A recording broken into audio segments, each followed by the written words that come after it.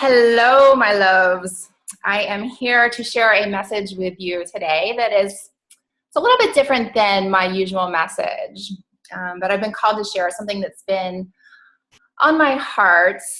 And it's interesting because what I normally talk about inside of my business is about self-expression and vulnerability, and that's usually inside of your messaging and telling your story. And I'm not talking about those things today, but I'm actually being about those things instead. So I have a message that that's been really present for me, kind of calling me to share it. And I've been like, well, why would I share that? That's not what I usually talk about. But it's something that wants to be expressed, right? So I'm not going to question it. I'm just going to talk about it. And it's an important message that I think will help some people. So really that's why I'm sharing it. So today I'm going to talk about money. More specifically, money blocks, and even more specific to that, is money blocks with spiritual entrepreneurs. So those are my peeps. Those are the people that I tend to work with the most in my business, coaches and healers and people just that are very heart-centered and soul-centered and that have an impact that they want to make in this world. They're here for a reason. Like they're in pursuit of their higher purpose, right? Those are the people I work with and I love. And also these people who I'm in that category myself, so myself included, a lot of the time have blocks around money, right? And a block is just a belief that kind of holds us back. And a common belief in this circle is that money is not spiritual, that money is the root of all evil, or money, it causes greed, or if you're spiritual and if you're a healer and if you want to help the world, you should just do it for free. So that's another one. So there's all these different beliefs out there that we have taken on some level. And what happens when we have a belief is what we do is we go out and we look for evidence that supports that belief. And we all do it. You can see that very evident if you just look at our political system, right? You have one side that's like, no, this political person is like a god, can do no wrong, and the other side is like, hello, this is the devil, right? And the reason there's such a giant disconnect is each side is looking only for evidence to support that particular belief. So if your belief around money is that it's evil, it's the root of evil, it's greed, it's this, it's not spiritual, you don't have to look very far at all to find evidence, right? There's evidence everywhere that supports that to be true.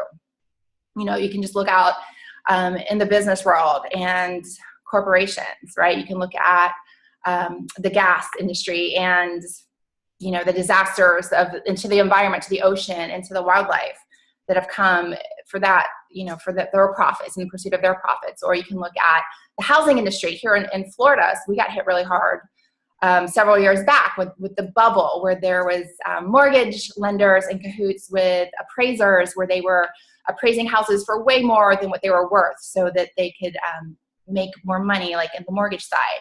And that bubble eventually burst and people lost their life savings and lost their homes.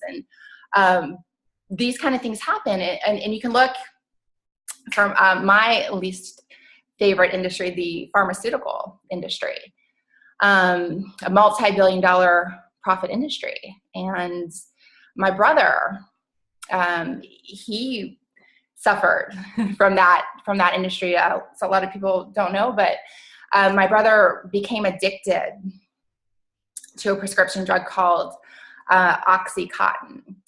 And he actually passed away about 8 years ago. And this drug was actually designed to create addicts, to create lifetime customers. And that's not just a theory. There's actually some lawsuits going around and some evidence coming out to support that, that this was well known, that this is what this drug does, and yet they did it anyway. So that there was actually human beings sitting around a conference table having a discussion, say, hey, I came up with this great business model. We're going to create this drug that is going to create addicts, and then, look at how much money we can make, right? They weren't concerned with, well, the people who's going to lose their brother or their mother or their sister, whatever. And this same company even came out with a child version of this drug. So there's all this evidence, right? And so it's so easy to believe that, yeah, money's evil, right? And it makes me mad. And even as I'm talking about the pharmaceutical company and that pursuit, it makes me angry. So what I've done though is gotten really curious about that anger, because I'm a yogi and I practice love and forgiveness, and anger is not like my chosen way of being or my state of being or my chosen feeling. But the fact that there's anger there still, even 8 years later, it's to me, that is information. And when I've gotten curious about this, I've realized that it makes me angry because of the injustice, right? And it's not right. It's not right that we hurt the environment and we hurt animals and we kill people, right? We let people die knowingly, creating products that are going to harm people and take their life away because in the pursuit of profit. That is messed up. But so what is the opposite of that? So getting curious about it instead of just pushing it away and saying, I don't want to feel that. I just want to feel happy. What do I need to do to raise my vibration? Like, no, let me get curious about that. Like what is there to that? Like that anger is telling me something. And what I realized about it is that, okay, what is the opposite? The opposite of this greed and this money being the root of all evil is, what if conscious people, what if the people that are working from their heart and they're working from purpose and that they are here to raise the vibration on earth, what if these people, these highly evolved beings, are the ones sitting around the conference table with the money and with the power making these decisions? It would be a very different world, right? We wouldn't have a world where, there's millions of people dying from not having water or food, just like their basic needs met, while there's another part of the population that is like Scrooge McDuck sitting on mountains of cash, right? That would not be the case. So what I invite you to do, if you are one of those spiritual people that has that block about money, is just think about what is possible if we, from inside the system, create change from the inside out, right? Because what happens a lot of times is people with that money mindset will try to fix it from outside of the system. They're like, well, I'm going to go out in a mountain and just meditate all day. And there's a purpose for that too, right? There's a reason people are needed for that too, to raise the vibration from the outside in. But there's those of us who've been called into entrepreneurship to help do it from the inside out. Like, you have a lot of potential to change the system from inside out. And I know it sounds like a lot and it sounds like it's like impossible, but it's actually not that impossible. And then when you start looking for evidence of that, you can see that there are a lot of affluent entrepreneurs who are the opposite of that, right? They are giving away a lot of their wealth to these causes, like Bill Gates and his foundation, or Mark Zuckerberg gives away a lot of his money. Richard Branson, there's the Social Venture Network and other organizations like that, where they get social entrepreneurs together, conscious entrepreneurs who are interested in fixing some of these inequalities in the world, and interested in reshifting the energy. So it's not all about just making money, but it's about how can we help the planet? How can we help each other? Right? So I want you to get really curious about that and really look for evidence that supports that is not only possible, it's already happening, and that you can be part of that change and that shift on the planet. And that's a pretty powerful space to get into. So in my own relationship with money is pretty interesting. So I'm a very powerful manifester. So I have a history in my life. I can make money like pretty easily. Ever since I was 16 years old, I've always had a job. Even in high school, I was making like 4 or 5 or 6 times as much money as my friends. And, and that has gone on throughout my life. I'm the type of person, if I want to sign up for a program, I want to sign up for a $30,000 mastermind, and I'll get all my energy behind that. And I set the intention. And then like next thing you know, like a $25,000 customer shows up, or a commission, or, that's just how it works out for me. Which sounds crazy, but that's just how it is. Now, the other side of that though, is I also have a pattern.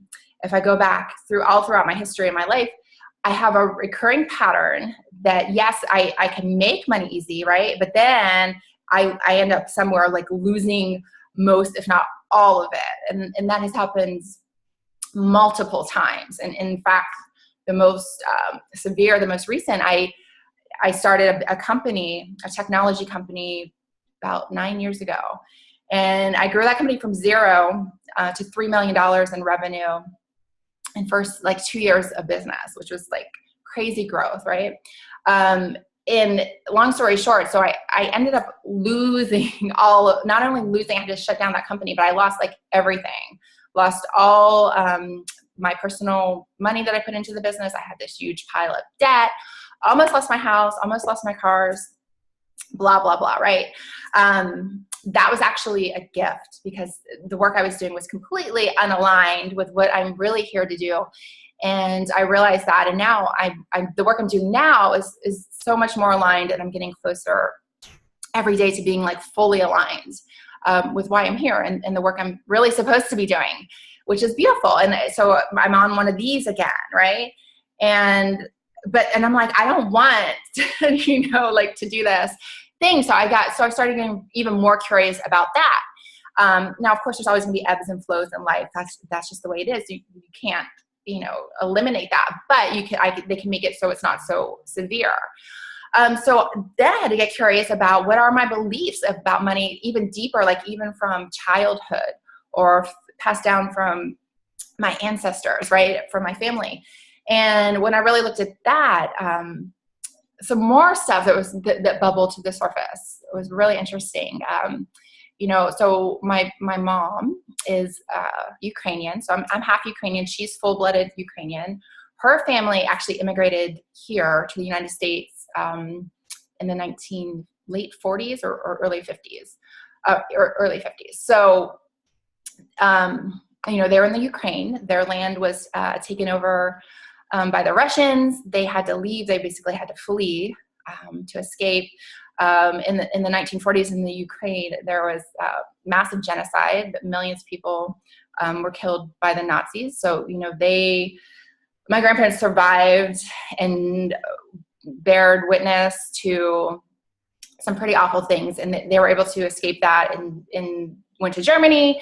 And then they ended up here in the States. But so they have 5 kids. So a family of 7 living in this tiny little house, came to America with nothing. Worked their freaking asses off just to to make it, to get by. So when you come from that kind of background, there's going to be this scarcity mentality. And my grandparents were so cute. They're no longer here, but I remember like visiting them as a child. And so what they would do, so when you survive the Depression, when you survive, being fled, having to flee your home for asylum, there's something that happens that you always are like just hoarding. They start hoarding things to make sure they're always taken care of, like they're never going to run out again.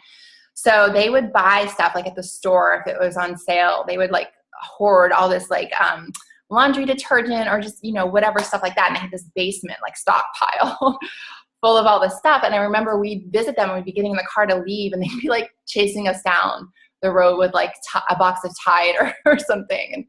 And it was really cute, but it made me think of this because I went with my mom and my sister and my daughters. We went and visited some family this summer. We went on a girls trip up to Pittsburgh. And when we were packing up, getting ready to leave, my mom's like trying to stuff those little like hotel sample shampoos in my bag. And I'm just like, Mom, like, I love you, but like, I don't want this shampoo. Like, first of all, it's not organic. And I'm like, I was sort of like a snob about that kind of stuff. But And I don't like clutter. Like I'm like trying to throw stuff away, get rid of stuff. Like I'm trying to minimize my life, simplify. Like I don't want this crap. But it just made me, and she was just like trying to put it in there anyway. And I'm like, well, but it made me realize like that's ingrained in her. And obviously it's ingrained in me because I grew up in that was my parent, that's my mom. And even my dad also he came from a broken home. His family, his parents divorced, and he ended up, it was the oldest sibling, having to really kind of take on a role of almost a father-like figure to his brother and sister. And he came from nothing and put himself through college, got a master's degree, ended up, in engineering and climbed like the corporate ladder and ended up, becoming very successful. But I grew up when he was on the climb, right? And I saw how hard he worked, and he'd work all day and go to school at night just to create that better life. So with all of this, I got all kinds of crap going on with my beliefs, right? And it's not just on a conscious level or even a subconscious level. These beliefs are like in our DNA. It's like a cellular level is how deep these beliefs go. So even if you're not walking around thinking scarcity, there's not enough, or like on some level, that thought is going on inside of your body from a cellular level. Yeah, so it's fascinating when you start to go and look at yourself, and so I know there's some connection, and I haven't completed the circle yet and fully made the connection, but I know with that kind of upbringing that it's, and I tend, whenever I do have money, I'm the type I will give to anybody. Like when I was running Soul Tech, my 7-figure company, like everybody that would show up in my office from any organization asking for money, will you donate? Will you sit on the board? Will you do this? I said yes to everybody. I paid my employees above average rates. When I started losing money, when our revenues were down, I didn't lay anybody off. I stopped paying myself.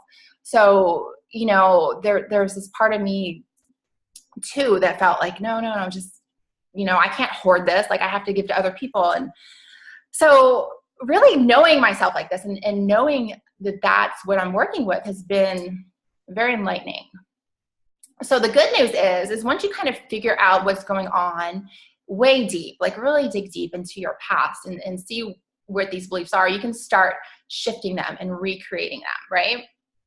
So I just have these like small practices when I, every time I buy something, I always say, when I swipe my credit card, it's like, there's more where that came from. And I don't usually say it out loud because that would be kind of awkward, but I say it in my head. I'm like, there's more where that came from. And there is. And then I find evidence of where there's more, or, if I really want to do something, I'll find a way to go create a new program or create a new something to make the money to pay for whatever it is I want to do. And I know that I can do that. But so moment by moment, just being conscious of this. And then whenever I feel these beliefs coming in, the belief that money is not spiritual, I remind myself, no, we need to get highly evolved beings in those seats at those conference tables when these decisions are being made that are going to potentially affect humanity and take people's lives from them. We need the light workers and we need the conscious people in there going, no, that's not happening. Not on my watch, right? And then I'm like, well, no, I need to be that. I need to embody that. And there's a lot of good that can be done in the world because that is the system that we're in. The system that we are living in requires money, right? If you want to help people, what do you need? Usually money. I mean, the more you have, the more you can help.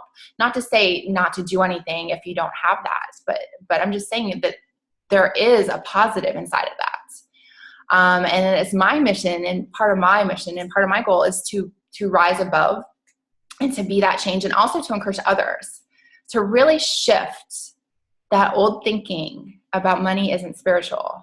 Because what is spiritual is helping as many people and helping the world and helping to raise consciousness and raise vibrations and getting the greed out, right? Money is just an object. It's not even alive. Like, the only meaning it has, or the energy it has, is what we give to it. And yeah, there's a lot of people that have done a lot of shitty things in pursuit of money, and they're doing it right now as we speak, and it continues to happen. But we can be the change for that.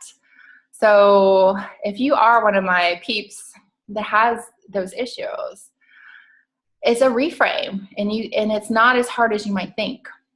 And I know the more work that I've done on myself with this, the more that keeps opening up for me, and the, bigger clients and the bigger opportunities, and just meeting the right kind of people. For me, I'm not about like designer handbags and fancy cars, which if that's your thing, like, no judgment. That's just not my thing. Like, I want to change the world. I want to help shift consciousness. Like, that's what I give a shit about. And yeah, having money is something that can help do that. And I'm not afraid to say that. And I'm not ashamed to say that, because it's not something to be ashamed of. So I'm committed to really going deep and to continue to do the work, because it's a daily thing, right? And not getting into those old belief systems that are present, that are still in there lying dormant, is to reprogram them. Because that's the thing too, on a cellular level, you can actually reprogram your cells. You can, how do I say this? You can alter your DNA by what you think, by what you speak, by the actions you take, right? It doesn't happen overnight. But when you start to shift those beliefs, it's on a cellular level, those shifts will start to take place. And over time, you will be able to rise above those blockages. And then when you rise above your money blocks, game on. Like, whatever you want to do, it just becomes easier. You can reach more people. You can make a bigger impact. You can help more people. So yeah, that was what was on my heart to say today. So there it is.